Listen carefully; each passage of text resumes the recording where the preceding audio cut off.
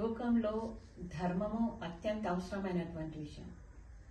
ధర్మము కాపాడితేనే లోకంలో సుఖము శాంతి ఉండగలుగుతుంది. ధర్మం రక్షితి రక్షిత అనే విషయం మనకందరికీ తెలిసినటువంటి విషయం.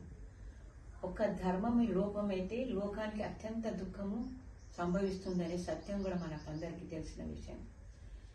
ఈరోజు పరిస్థితిని అనుసరించి మన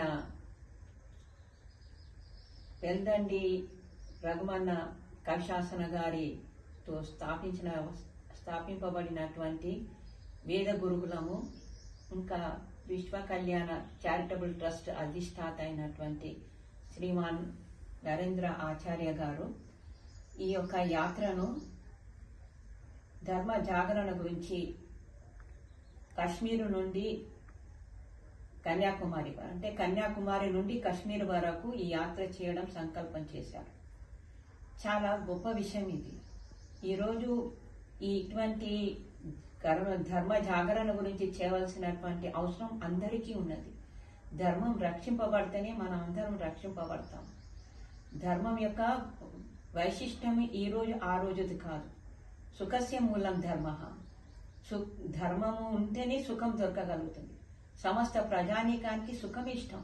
కాబట్టి సుఖం ఇష్టం, కానీ సుఖానికి అనుకూలమైనటువంటి ధర్మంను మనం అనుసరించాం. ధర్మం అనుసరిస్తే సుఖం తప్పకుండా దొరుకుతుంది.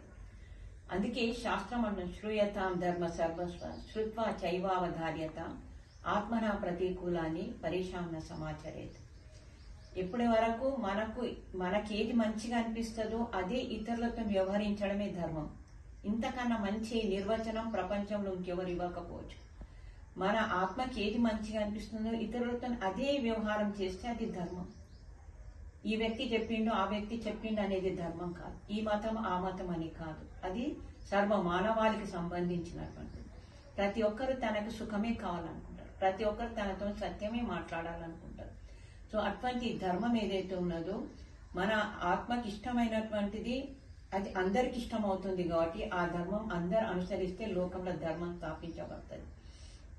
ఇంత గొప్ప సంకల్పం తీసుకొని మన వేద గురుకులం ఆచార్యులు నరేంద్ర ఆచార్య గారు కానీ, తేజస్ ఆచార్య గారు కానీ ఈ సంకల్పం తీసుకొని చాలా గొప్ప విషయంను లోకానికి ఒక మంచి సందేశం ఇవ్వడానికి ప్రయత్నం చేశారు. అది చాలా గొప్ప విషయం. వారికి చాలా చాలా శుభాశీస్సులు, ఇంకా శుభాకాంక్షలు కూడా. ఓ